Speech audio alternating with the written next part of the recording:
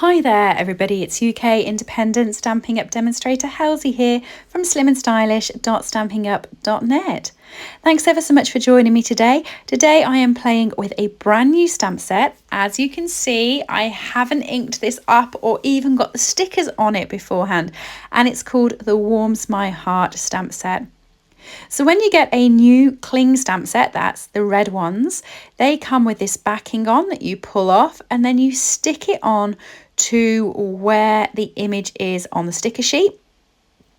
Peel it off that and your stamp is ready to go. You can add it to your block then and get inking it up. So I am going to be using this lovely lady. I think she's adorable, and this is the card we're going to be creating. So let's get started. You're going to need your Memento ink. You're going to need your lady on a block. This is a D size block, and I'm inking her up, and I'm just going to stamp her onto a scrap piece of basic white cardstock. And I'm going to be colouring her in. Now, while I'm doing that, I'm going to just actually update you on a few things in my life and possibly tell you the reasons why I haven't been around much recently, and apologise for that. But before I do, I'm just going to tell you what colours I am using to colour her in. So I'm using light peach pie. I'm then going to come in with dark daffodil delight. I'm going to do the edges with light lemon lolly, and then I'm going to go over the entirety of her dress, blending it all in together with light daffodil delight. On her arms and her face, I'm going to be using the Stampin' Blends tone colours, the SU 900 and the SU 800. And then for her hair, I'm going to be using light pecan pie. And for the basket, I'm going to use light and dark pecan pie and then mix it all together with dark crumb cake. For the apples, I'm going to be using light old olive over them all. And then I'm going to use light petunia pop and light bubble bath just to mix in some pink colour to make them rosy apples. And then I'm going to be fussy cutting her out. So while I'm doing that on the video, let me update you with a few bits and pieces and tell you why I haven't been around as much recently. So as a few of you know, I took a new job last November, and I also relocated to Manchester to live with my partner Mark and his two children, Thomas and Freddie. And it's been absolutely great. But my lovely great big craft room that I did have when I lived in my flat by myself got reduced to the corner of a kitchen, with all of my craft supplies being kept under the stairs. And it was such an effort every time I wanted to craft to get everything out and play. Don't worry, I did say to Mark that Harry Potter survived absolutely perfectly under his stairs. I don't understand why his boys couldn't be there so I could have a craft room upstairs. But funnily enough, he wasn't going for that, and I don't blame him either. So we did club together, and we've managed to get me a craft hut in the garden, which is now called our craft cabin. And it's great because it's huge, so half of it can be used for work, and I have a desk right behind me which has got all my work stuff on, and then I've got a desk over here which you can see, which is now for crafting, which is going to be much better for getting me back in the mood, making videos and making content for all of you guys.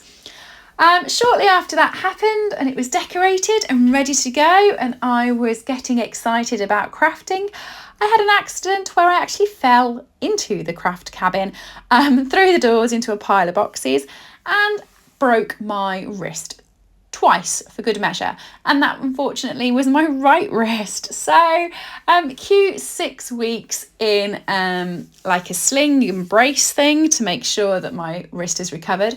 It's still not there yet, but as you can see, it is there for crafting purposes, and this is my first time in my new craft cabin creating for all of you guys, and I'm so excited that I can get back in front of the camera again and back crafting. And I thought I owe all of you guys a explanation as to where I have just vanished off to. And this is where I vanished off to, sitting on the sofa feeling sorry for myself. So now I'm back, and I've cut my lady, not cut her, cut around her. My gosh, that seems sinister. And I'm now using our designer series paper. I really like this one. This is the Wildly Flowering Designer Series paper. It is so pretty, and out of all of them I have chose this textured brown piece. You must be thinking, they're gorgeous flowers, what are you playing at? But I really like this piece. I've cut it at 9 centimeters by 13.5, and I'm coming back in to use the stamp set.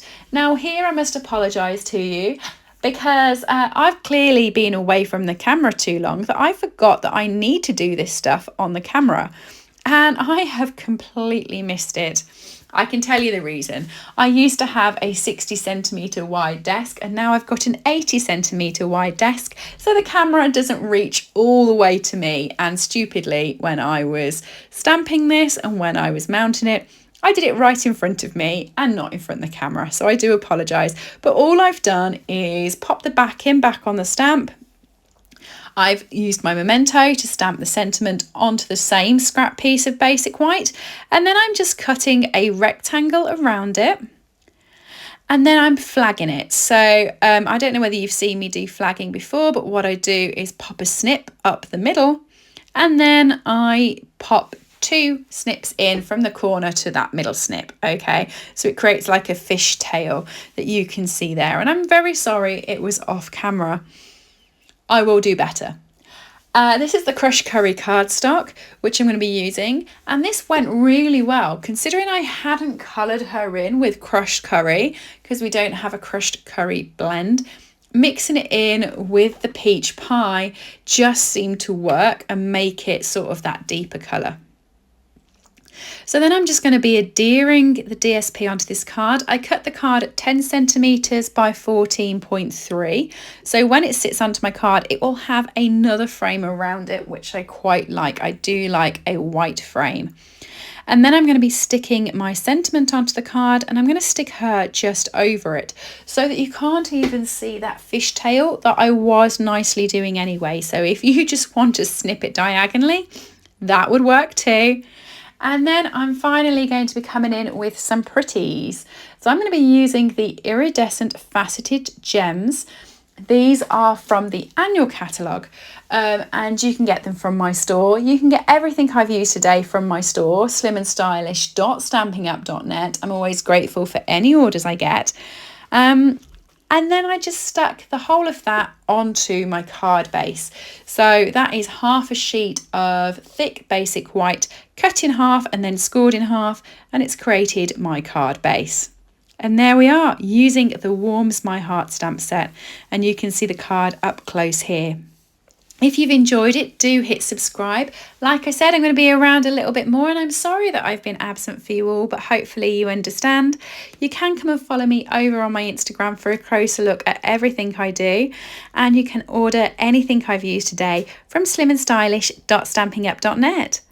Hopefully see you all again soon. Bye everyone.